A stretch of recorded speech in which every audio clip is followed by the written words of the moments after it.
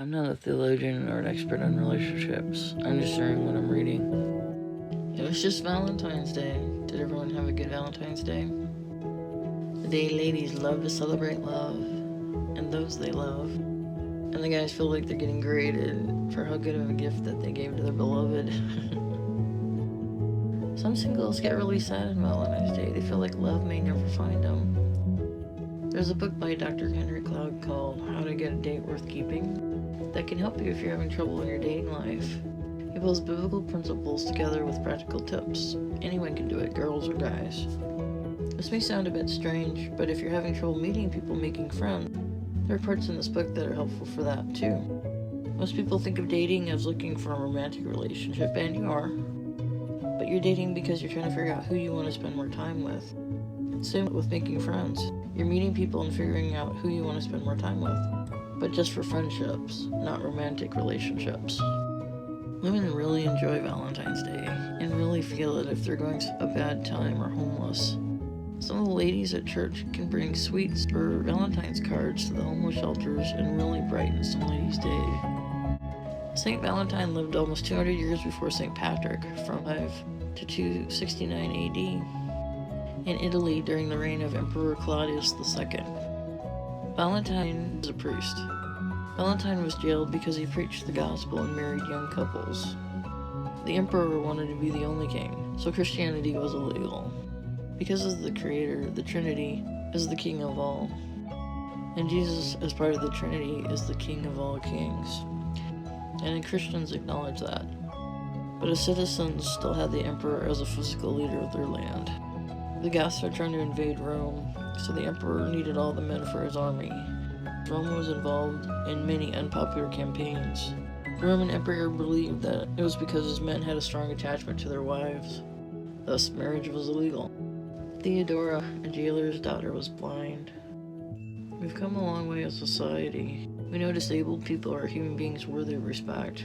But back then, if a baby was born with a birth defect like blindness, they were considered cursed. Theodora didn't get many Valentines thrown her way. Valentine prayed for her, and God healed her. The jailer was overjoyed that his daughter could see for the first time, and advocated on Valentine's behalf for him to be pardoned. But they did not overturn the sentence. God will work as He will. He is sovereign. We don't always know why He heals one, not another, and we may not till we get home. But He may have healed her not only to show that He was real, but perhaps knew how extra special it would be to her to have her sight, to get a Valentine and be married. Valentine left a message for his friends and signed it from your Valentine, and according to legend, this may be how the phrase came about. For many people, Valentine's Day is all about romance. If you ask the person in the street, what does Valentine's Day mean to you? All it means is a heart-shaped box of chocolates and a nice dinner with your beloved and sending cards and so forth. And then if they did know about a St. Valentine, they probably wouldn't realize that he was a priest in the late 3rd century in Rome who was actually martyred for the faith. Very often, legends will develop from real facts. The legend of St. Valentine is a story that is rooted in fact. It seemed that he was born in 226 in a tiny little city called Terni in Umbria in Italy, and that he was either a priest or a bishop. Valentine apparently lived during the reign of the Emperor Claudius II. He's sometimes referred to as Claudius Gothicus. Now, this emperor did not reign for very long, maybe a year and a half. Rome at this point in time was really a cesspool of immoral behavior. Pedophilia was rife. Sexual promiscuity was rife. And one of the great witnesses of the early church is that they stood up for the value of a godly marriage, and it would become a witness of what enduring love could look like. During his reign, Claudius issued an edict that made marriage illegal. There was an invasion of Goths towards Rome, and they needed a lot of people to go to war. And it seemed that the rule was that once you were married, you were given freedom not to go to war. And Valentine would not only convert the people, but secretly marry them so that they could indeed stay at home. Valentine was arrested and brought to Rome.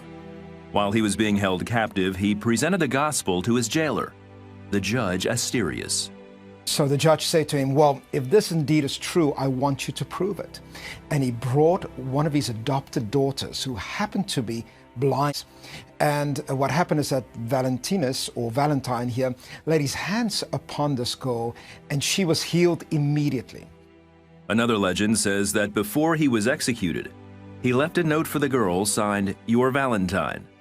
Some say this led to the practice of sending Valentines on February 14th, the day he was beheaded.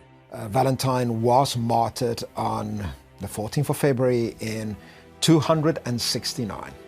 Therefore, that was the day associated with him when the church would celebrate and thank God for his life. So Valentine's Day didn't start out as a romantic holiday. We do need to recognize that this day, the 14th of February, was already connected with Valentine from the 4th century, already from that time onward.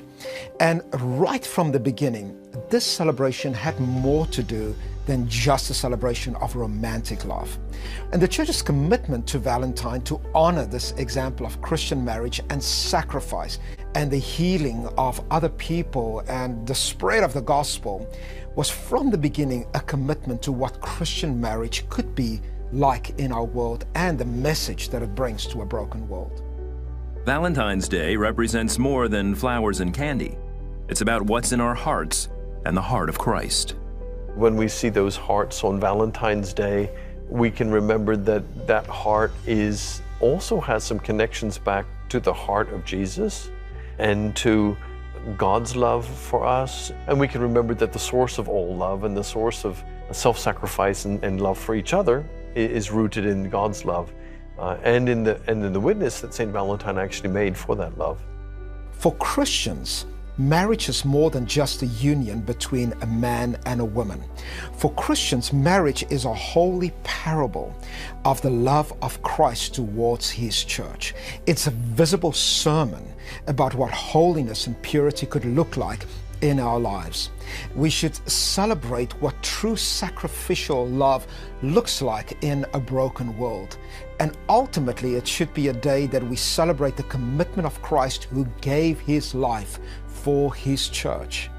It should be a day where we celebrate the power of true love to change our world.